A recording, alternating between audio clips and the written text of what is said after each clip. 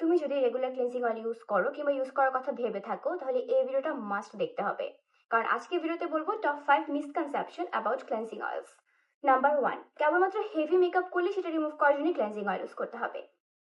হুম, শুধু heavy makeup না, তুমি যদি মেকআপ নাও করো সানস্ক্রিন তো অ্যাপ্লাই করছো, সানস্ক্রিন, ন্যাচারাল পলিউশন, অয়েলস এগুলোকে রিমুভ করার জন্য তোমাকে ইউজ করতে হবে খুবই ভালো একটা ক্লিনজিং অয়েল। ভুল ধারণা নাম্বার 2, যেটা খুবই পপুলার, ক্লিনজিং অয়েল ইউজ করলে তোমার স্কিন ব্রেকআউট করবে অর্থাৎ ব্রোন উঠবে। আজে বাজে ক্লিনজিং অয়েল ইউজ করলে ব্রোন তো উঠবেই, তোমাকে খুব ভালো একটা non comedogenic cleansing oil use করতে হবে, যেমন ফেস শপের এই ক্লিনজিং অয়েলটা।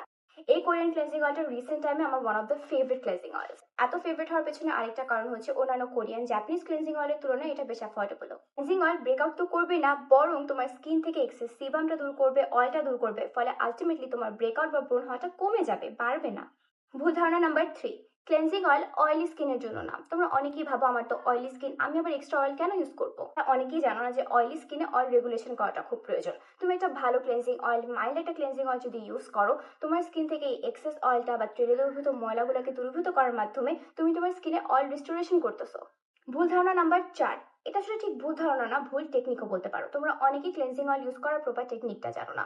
অনেকেই ডিরেক্টলি পানি দিয়ে এটাকে ফেস ওয়াশের মতো ইউজ করো, সেভাবে ইউজ করা যাবে না। আগে তুমি কিছুটা ক্লেন্সিং অয়েল হাতে নিবা, দেন অয়েলটাকে তোমার হাতের মাধ্যমে ইমালসিফাই করে নিবা, দেন তুমি তোমার ফেসে অ্যাপ্লাই করে এক্সেস মেকআপ, সানস্ক্রিন সবকিছুকে দূর করে নিবা। বেশ কিছুক্ষণ ভালো করে মাসাজ করার পরে এরপরে তুমি পানি অ্যাপ্লাই করবা। পানি অ্যাপ্লাই করার পরে তুমি এটাকে ইমালসিফাই হতে দেখবা এবং তারপর তুমি সুন্দর করে এটাকে ওয়াশ করে নিবা। ভুল ধারণা নাম্বার 5, যে কোনো তেল দিয়ে তুমি অয়েল ক্লিনজিং করতে পারবা। এটা খুবই বড় একটা ভুল ধারণা। তোমরা অনেকে নারকেল তেল, অলিভ অয়েল, বাসার তেলগুলো দিয়ে অয়েল ক্লিনজিং করা শুরু করো। এগুলো প্রচুর পরিমাণে কমেডোজেনিক থাকে, অর্থাৎ তোমার পোর্সকে ব্লক করে ফেলে। এইগুলোর কারণে তোমার স্কিনে ব্রেকআউট হয়। তোমাকে একটা খুব ভালো ব্র্যান্ডের ক্লেন্সিং অয়েল ইউজ করতে হবে, যেমন ফেস শপের ক্লেন্সিং অয়েলটা।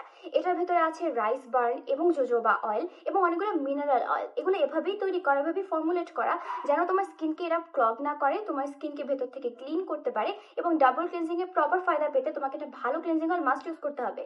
সো তুমি যদি চাও তোমার ক্লিনজিং অয়েল তোমার ফেসকে ড্রাই আউট করবে না, ব্রেকআউটও করবে না, একটা পারফেক্ট ব্যালেন্স চাও, তাহলে ডাবল ক্লিনজিং স্টার্ট করে দিতে পারো এবং সেটার জন্য ইউজ করতে পারো ফেস শপের ক্লিনজিং অয়েলটা। আমি এটা নিয়েছি ডিঅক্সা পেজ থেকে। তোমরা কালেক্ট করে নাও, ইউজ করো, এবং আমি শিওর ফেস শপের প্রোডাক্ট তোমার অনেক ভালো লাগবে। আরো অনেকগুলো ভালো ভালো ক্লিনজিং অয়েল আছে, বাট এটা কিন্তু বাজেটের মধ্যে খুব ভালো। সো ইউজ করো, আমাকে জানাও কেমন লাগলো। আল্লাহ হাফেজ।